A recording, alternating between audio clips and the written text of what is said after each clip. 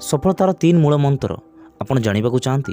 Success तो समस्ते चाहती कि जीवन सक्सेस समस्ते हासिल करेंगे, किंतु एक कथा जानी ना कि सक्सेस सेवा को कौन कौन आवश्यक, कौ जिनिस एमती अच्छी जो जिनिस को आम आपणइले बहुत शीघ्र आम सफल स्थान को पहुँची पारिबा। एमती कौ जिनिस आपण जानिचंती कि जदि जानी ना ये वीडियो माध्यम आपण जानीपारे एक्चुअली गोटे मनीष को केमिति सक्सेस सेवारे साहाय्य करे, कौ कौ जिनिस को आपणइले गोटे मनीष शीघ्र सफल स्थान में पहुँची पारिबो। तेबे ये भिडियोटी को देखंतु, शेष पर्यंत निश्चय देखंतु। ए भिडियो आपण जानीपारे गोटे मनीष को सक्सेस सेवारे कौ कौ जिनिस आपणाइक पड़े आउ कौ कौ जिनिस द्वारा मनीष शीघ्र सक्सेस हो पारे। आपण ए भिडियो भल भाव जानीपारे। मनीष तांको जीवन तो बहुत परिश्रम करती, बहुत परिश्रम कर सारा पर से आशा रखती कि जीवन सक्सेस हासिल करी, सक्सेस पाइबी। बहुत परिश्रम तो भावी चिंती करती, किंतु कहीं फेल हो जाती। आपड़ जानते कहीं एत परिश्रम पर भी से सफलता हासिल करें, कहीं लाइफ रे फेल हो जाती। आपड़ जानते जदि जानी ना ए कथाटी को शुणु। जीवन तो समस्ते जानते कि परिश्रम कले ही सफलता मिले, परिश्रम न कले सफलता मिले ना।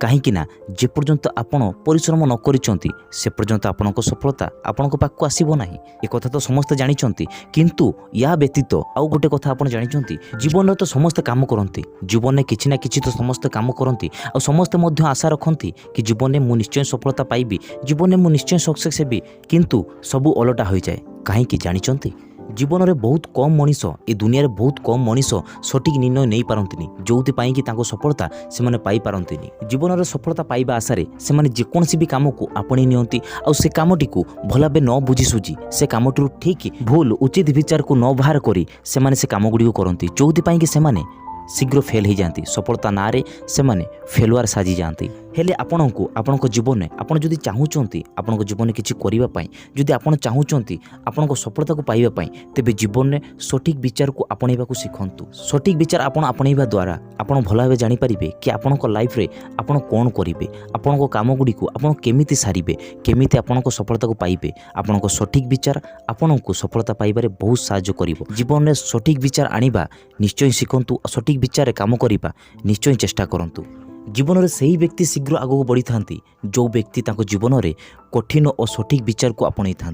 कहीं ये जीवन तो अधिकांश लोक सब बेले चेष्टा करती अन्यठू देखी शिखा, अन्य को फॉलो करवा, अन्य जहाँ करुँच अन्य मैंने जहाँ करुँच देखिकी निजे करवा, सहित आम निजे चलवा। कहीं समस्ते चेष्टा करती कि भिड़ भितर आम भी हजिजा, भिड़े आम भी चलवा।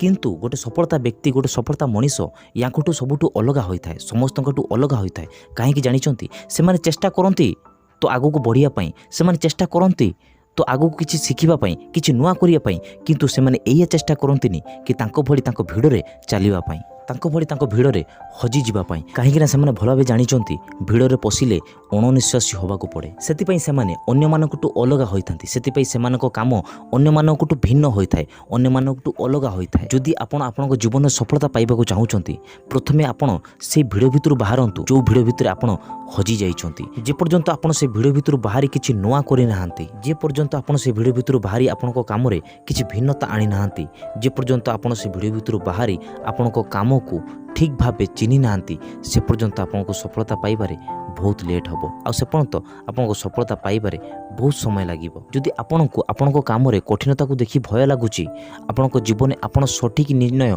सठिक विचार नहीं पारुनांती, सठिक विचार नबाको आपणको भय लागुची, तेबे ए कथाटी को सुनि रखंतु। सठिक विचार को जी आपणैबारे भय करे नाही, काम कठिनता को देखी जी भय करे नाही, जी काम कठिनता को पारी करी भय को परास्त करिछि, सही व्यक्ति ता जीवन में शीघ्र सक्सेस हासिल करिछि।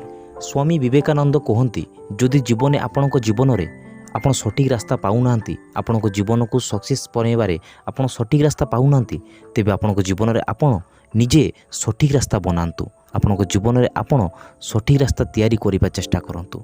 देखिए आपण सफलता आपण खूब शीघ्र पाइबे। जदि भिडियोटी भल लगी अन्य मानक मध्य निश्चय शेयर करेंगे। आपण मैंने अन्य मानक शेयर करने द्वारा अन्य माने भी किसी नुआ जानीपारे, नुआ शिखिपारे। आपण देखते स्टार वेल मोटिवेशनल आपण मानक सक्सेस देवारे विश्वास रखे। आज के एतिकी। जय हिंद, वंदे मातरम।